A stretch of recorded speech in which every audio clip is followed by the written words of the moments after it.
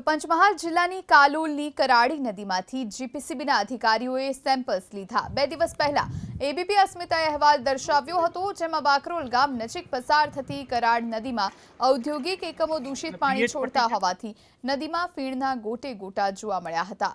ABP અસ્મિતાના અહેવાલ બાદ જીપીસીબીના અધિકારીઓ દોડતા થયા અને પાણીના સેમ્પલ એકત્ર કર્યા। જીપીસીબીના અધિકારીઓ અનુસાર રિપોર્ટ આવ્યા બાદ જવાબદાર એકમો સામે કાર્યવાહી કરવામાં આવશે।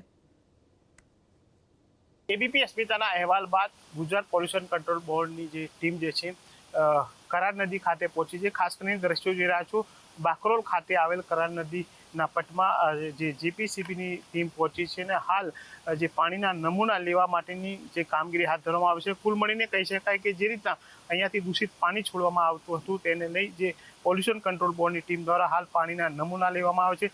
અધિકારી આપણી સાથે છે, તેમની સાથે સીધી વાત કરી। સર, શું કાર્યવાહી કરવામાં આવી છે અને કયા પ્રકારની અહીંયા ફરિયાદ ઉઠવા પામી હતી?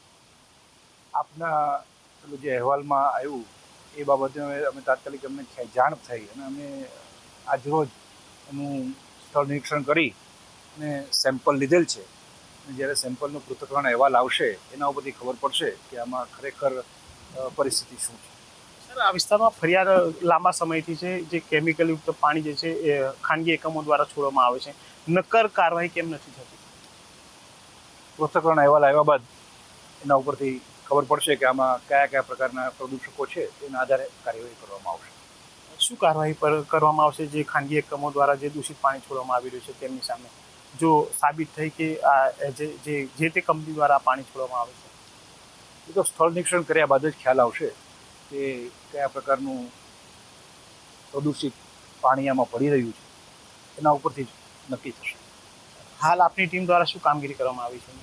હાલ અત્યારે અમે અહીંયા સેમ્પલ લીધેલા છે સ્થળ તપાસ કર્યા બાદ, અને સેમ્પલ લઈને અમે લેબોરેટરીમાં મોકલીશું અને લેબોરેટરીમાંથી પૃથ્થકરણ અહેવાલ આવ્યા બાદ એના ઉપર કાર્યવાહી થશે।